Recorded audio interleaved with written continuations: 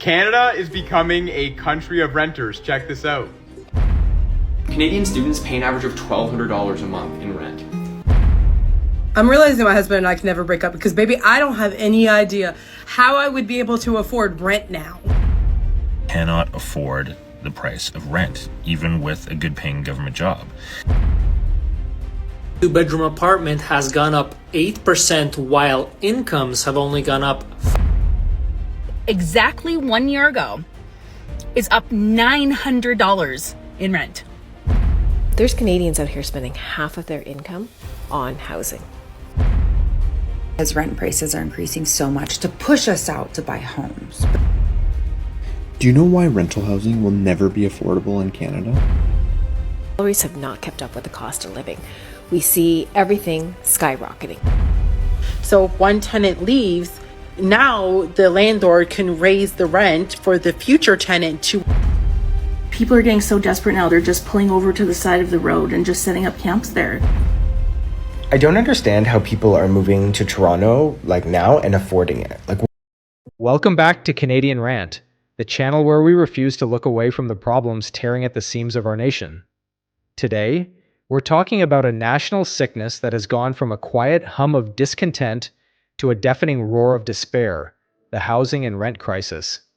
For millions of Canadians, the very idea of a home has become a source of crippling anxiety. It's not just about a high number on a lease. It's a daily, grinding fear.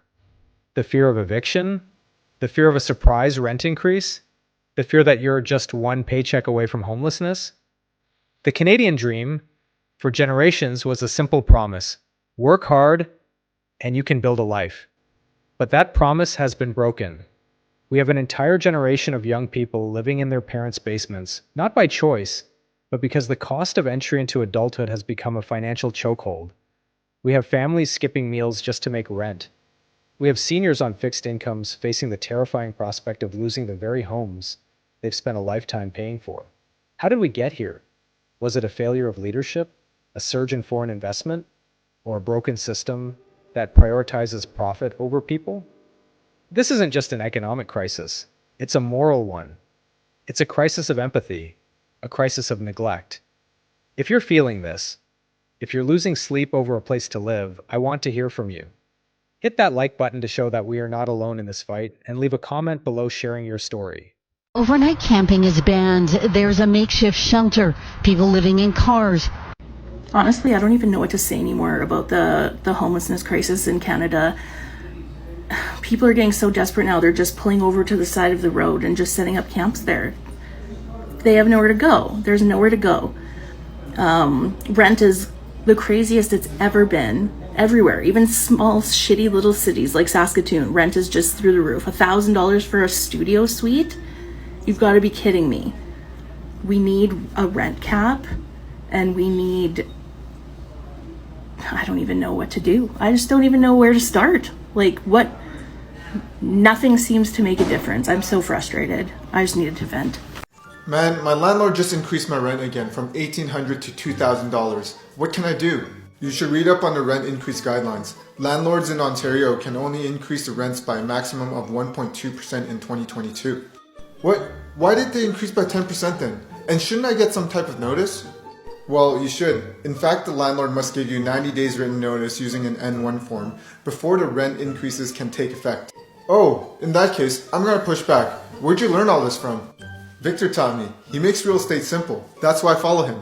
Zocosta put out this really good report that broke down the cost of owning a condo compared to renting one in a few different Canadian cities. So here you can see the cost of specifically one-bedroom condos in a few different cities. As you can imagine, Toronto and Vancouver, both of them, the spread between owning and renting is quite high. Honestly, some of these Ontario cities like Oshawa, for example, this one did shock me a little bit as it shows that it's 42% more expensive to own a condo compared to renting one in the area. And if you do take a look here with the green, it shows that there are a few cities that it is actually cheaper to own your home than rent one. No surprise that it is more of our Western Prairie provinces. That slogan of Alberta is calling is starting to make a lot more sense. Do you know what's absolutely insane, Calgary? Is that the apartment I had literally exactly 1 year ago is up $900 in rent. $900 from the same apartment. Please someone explain that to me. Insane. I'm just going to say this. Working in Canada is like modern day slavery these days. Salaries have not kept up with the cost of living. We see everything skyrocketing between housing, insurance, groceries, everything. There's Canadians out here spending half of their income on housing, and that's not okay. So let me get this straight. We can't afford rent because rent prices are increasing so much to push us out to buy homes. But the interest rate is so high, you can't buy a home. And also you're not going to get funded for a home because of your debt to income ratio. So then what? And then homelessness or houselessness is becoming criminalized. So then what? I don't understand.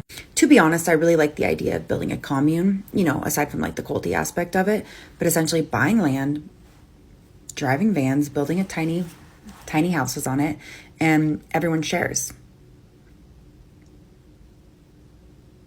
I don't understand how people are moving to Toronto like now and affording it. Like, what are you guys doing to be able to afford these ridiculous rents? Let me give you an idea of what I went through. So in 2004, I moved to Toronto and we had a 2-floor, 2-bedroom apartment. It was $975 split between 3 people. So it was like $300 each. It was amazing. Then in like 2008, I moved to a 1-bedroom in like the West End, like near Trinity Bellwoods Park, $1,100.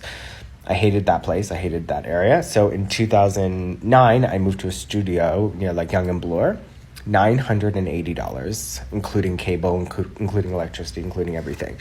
Then from the studio, I moved to a 1-bedroom in the same building for about $1,400 in like 2014. And now I'm still paying under $1,500 for a 1-bedroom. But my 1-bedroom now, I just talked to like my super, and he said now it's $3,100. Like, it's literally double, more than double what I'm paying right now. How are you affording it?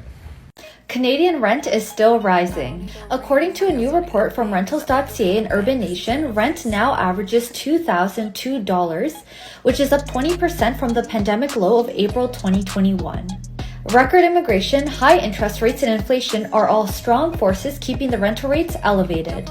Provincially, Ontario had the fastest annual rent increase with an average condo rental price of $2,421, which is up 16.7%. Compared to the pandemic low, rental prices in Ontario have increased the most at 29%, followed by British Columbia at 28%. When looking at cities, Vancouver and Ontario remain the most expensive rental markets, averaging $3,236 and $2,822 respectively. Year over year, Calgary had the most appreciation, followed by Toronto and then Vancouver. Compared to the pandemic low, when looking at cities, Vancouver had the largest rental increase at 47%, followed by Toronto at 41%. Looking closer at the GTA, Scarborough, Brampton, and Markham led the way in terms of rental growth. These areas saw the largest increases, particularly due to higher levels of immigration leading to low turnover and then limited supply.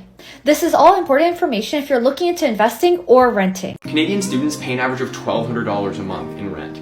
These are the 3 reasons why housing is so expensive for Canadians. Number 1, we haven't built enough housing to match increases in demand. Our National Housing Agency says we need to build 3.5 million new housing units by 2030 to reach affordable levels of housing cost. Since that target was set in fall 2023, the number of new housing projects has actually gone down. Great job, Canada. Number 2, it takes years to get new housing approved and built. Most cities have a layered approvals process with loads of checks and balances.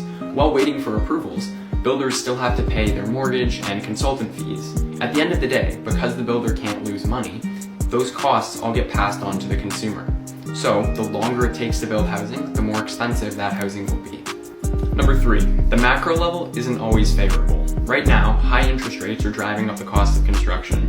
Canada lacks enough skilled trade workers to actually get housing built, and cities across the country are increasing development fees. For instance, Toronto raised theirs 40% since last year, which makes it more expensive to build housing.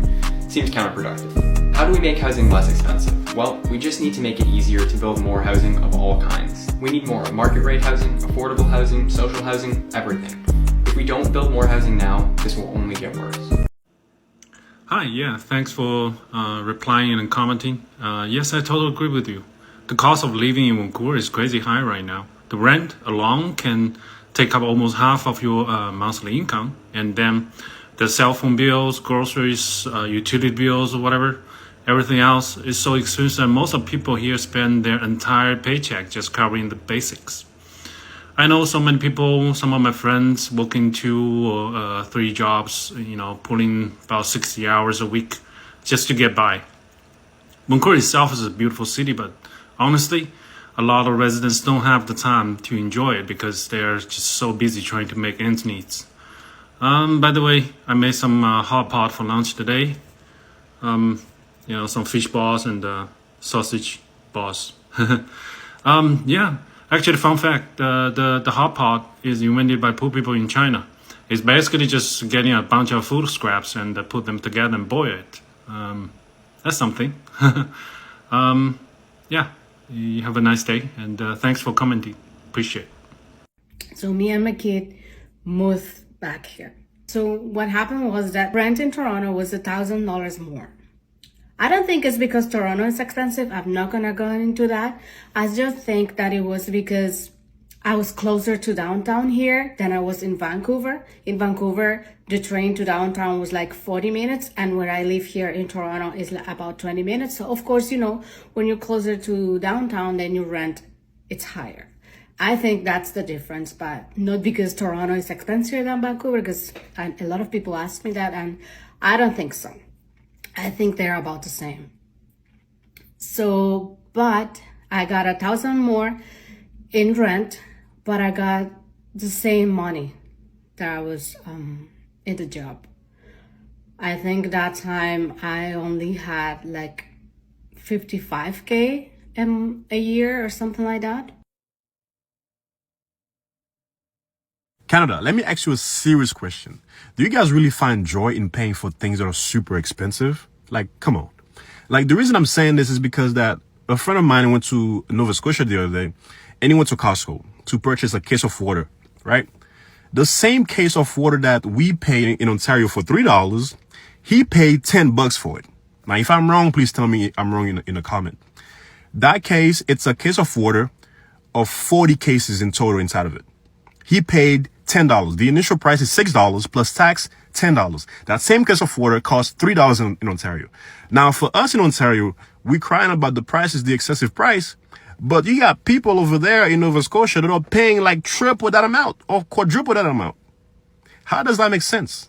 And the crazy part about it is, when I took a look into the poll, the entire Nova Scotia area, it's all liberal. So please tell me, do we really like to pay for things that are so expensive? Like, seriously, like in housing, like even in water? Like, really? Tell me why Canada is such a fucking joke right now that no one can afford to live. And I'm pretty sure the plan here is to see how many people they can literally just drive into poverty. And if you think about it, if there's no product to buy and there's no service being advertised, we are the product. 100% this is their game plan. We're huge fucking lab rats in some experiment to see how far we can be driven into the fucking core of the earth before no one can afford to live anymore. And it's literally so sickening because Canada used to be one of those places that was somewhere people dreamed of living. Now we're just some massive dumpster fire. I haven't slept in 24 hours because I'm so stressed over life, and then I have to go back to work and I make really good money. Yeah, I still can't afford to fucking live. When I was 14, I made $8 an hour. $8 an hour. Now, even at $20 an hour, or even 21 or 22 or 25 or 30, people can't afford to fucking live. And it's Justin Trudeau's fault. Yeah, it is partially his fault for printing more money than there was demand for product, but at the same time, Canada is becoming a country of renters. Check this out. Home rentership is up across every age group in Canada, with renters growing at twice the rate as homeowners. In fact, Canada now has a record number of rental households, with Montreal leading the way at 63%. So who's choosing to rent and why are they choosing to do so? The largest group of renters are Gen Zs and Millennials at almost 1/4 overall. People are speculating because of our affordability crisis, Gen Zs and millennials are not able to get onto the property ladder. So basically saying that they are stuck renting. This is especially true in Canada's larger cities like Vancouver and Toronto, where saving for a down payment at the average house price could take 39, 40, or even 50 years depending on the city. So check out this average looking house in Toronto, for instance. To buy a house like this, you'd need a minimum down payment of about 240 grand. However, to rent a similar house like this, you could get into it for under 4 grand a month, which is leading people, especially young people, to have their hand forced into renting because buying at this price just isn't an option. Does renting actually make more sense than buying right now? Let me know what you guys think. I mean, no shit, Sherlock. Like, honestly, what did they expect was going to happen? Just like in any industry, as overhead costs go up, what do? They put it onto the consumers. They raise their prices. Restaurants do the same thing. Everywhere does the same thing. As their costs go up, they raise their prices so that they can get back those costs that they now have that they didn't have before. I did a video talking about this a while ago and talking about how, yes, landlords could not raise the rent to a certain amount, even if their mortgage had increased by that amount, they weren't able to, that there was certain guidelines as to how much they could raise the rent. And as we know, during the pandemic, there was a time period that landlords couldn't raise their rent at all. But that does not cater for when you're in between tenants. So if one tenant leaves, now the landlord can raise the rent for the future tenant to whatever they want to.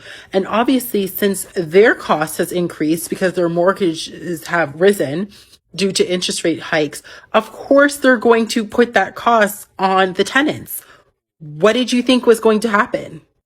Before, we had bidding wars for purchasing houses where houses were going over asking and, like multiple offers. Now that's happening for leases.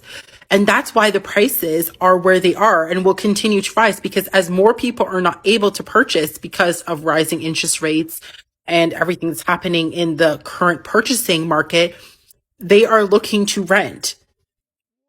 And as with anything, costs go dependent upon supply and demand. So as there's increased demand and as people are willing to compete and willing to put in higher bids for leases, that's what continues to drive the prices up. So yes, we may have averted that issue with purchasing, but now we've just made an issue when it comes onto leases. Every day I have to question if the people that are running this place have any idea what they're doing. Do you know why rental housing will never be affordable in Canada? Tax incentives that we give to people building them. As soon as there's enough supply, the people building rental housing don't want that. It doesn't work for them. But that doesn't work for the people renting. It'll never work. There's no answer. Rents in relation to incomes, that you calculated 25% of your income for shelter. The mean is more like 18%. If the ex-Shah of Iran should move to BC, that number would go down to 2%, and we'd say, well, there's no problem. Vacancy rate in privately initiated apartment structures of 6 units over in Vancouver between 1963 and 1979. Right. What happened in 1971 is the federal government eliminated the capital cost allowance. Now, put that in English, though. Okay, in other words, doctors, dentists, and all these big money professionals could put the money in frame apartment blocks right off the depreciation against their income. That's right. Have an appreciating capital asset, not pay any income tax. That's right. Which had the apartment blocks. It had the effect of you could put on new rental housing and charge lower rents than you would otherwise charge. So the benefit is passed on to tenants. In this period is when rent controls were introduced. Now, it's important to note, get people that would call in and say, clearly rent controls have caused all the problem, get rid of rent controls, and there will be all kinds of building at $708 We don't have to open the phones to do that. Sure, I can tell you that. I mean, here was the federal tax incentive eliminated. That was a big thing. That's right. NDP elected in 72. Rent controls. Rent controls slapped introduced. In there. Yes. Vacancies were at a minimum. Landlords were gouging in the extreme in the 70s. I was around. I did all the programs on it. And on its philosophies and whatnot, the NDP froze the rents. So that was part of stopping the construction. Because if you were a landlord, you weren't going to build up under universal rent controls. Well, it was not so much the rent controls. It was in here, without any incentives, it was very expensive to build. And indeed, what happened, in 1975, the federal government reintroduced a tax incentive program, the ARP program. Not to making the point that with the proper federal tax incentives, you'll get even with rent controls, the boys People with the will money build. will build blocks. Right. Now, my own philosophy is you get rid of the housing problems and rent controls become redundant. Just a little bit out of sync on rent controls also being a great disincentive for the free enterpriser. I would like to see a marketplace You're the without them. rentalsman. But I would like to see You're a civil servant. How dare you say such a thing? Because I would like to see a marketplace that didn't need rent controls. I think You're remarkably free-speaking for a civil servant. You used to be in business, though, didn't you? Yes. That's your saving grace, I suppose. There isn't any answer. By the way, do you own your own home? Yes. Mortgage paid off? No. Not paid off. Now, And I've been a landlord and a tenant. I'm realizing my husband and I can never break up because, baby, I don't have any idea how I would be able to afford rent now. I've been living on my own since 2017. Like, I've rented apartments since 2017. And that, to me, is really not that long ago to be able to say that rent's doubled in some of these apartments. Like, I remember paying maybe $700 in the majority of these apartments, and some of them have already gotten to almost $1,400. How are they justifying that? Like, how are they justifying that big of an increase? Like, they probably haven't been updated since I lived there too. First apartment I ever rented with my friends. We rented it for, I think the cheapest apartment that we could rent was like $790, something like that. And then we got a 2-bedroom, so it was closer to $1,000, but we had 4 roommates. We just divided it amongst all of us. And my rent was like $250. But I remembered that the cheapest one they had was like $790. What is this? What is this increase? That's insane. The cheap rent is almost doubled. And I need to emphasize, this was not in like some crazy rich city. This was in Chesapeake, Virginia, like a very average city. Then I moved because I found a cheaper apartment across town because my first apartment was actually kind of nice. And when we found the cheaper one, it was like maybe $700. This one is $1,035 for the absolute cheapest model. Was not in a crazy good area of town either. Now, this one is insane to me for a few reasons. I need to give context though, because it's going to sound like a good deal anyway. First of all, I lived in this one in 2018, and this ad hasn't been updated since like around 21, so this is only like a 3-year difference. It was also in a completely different city, and this was Petersburg, Virginia. If anyone knows anything about Petersburg, Virginia, it is not a great area to live in, and I lived in one of the more rough apartment complexes in that area. I loved it. Everyone there was really nice to me. I never realized it wasn't a good quality apartment complex until like bugs started happening because my own roommate was so psycho, I never noticed the crazies around me.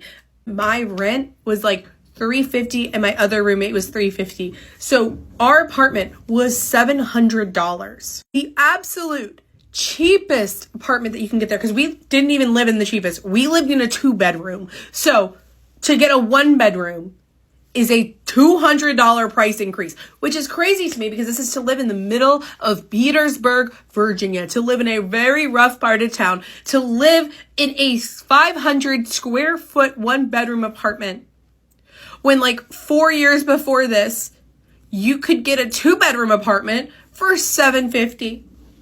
If we broke up, I genuinely have no idea how I'd be able to afford rent because this would be one whole paycheck. And then my daughter's daycare would be my next. Like, that would be everything. So I was talking to one of my best friends yesterday, and he confided in me that he is going to have to move out of his apartment because he literally can't afford it anymore. And he's got a good government job, like a good paying government job, but he cannot afford the price of rent, even with a good paying government job.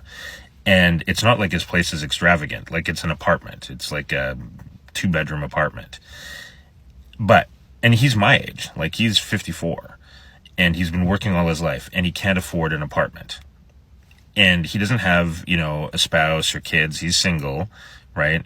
He doesn't have any debt load, but he needs to do some critical repairs on his car, and his rent is going up. And on top of that, his accountant somehow fucked him last year, and so he's got like 12 grand in back taxes that he has to pay.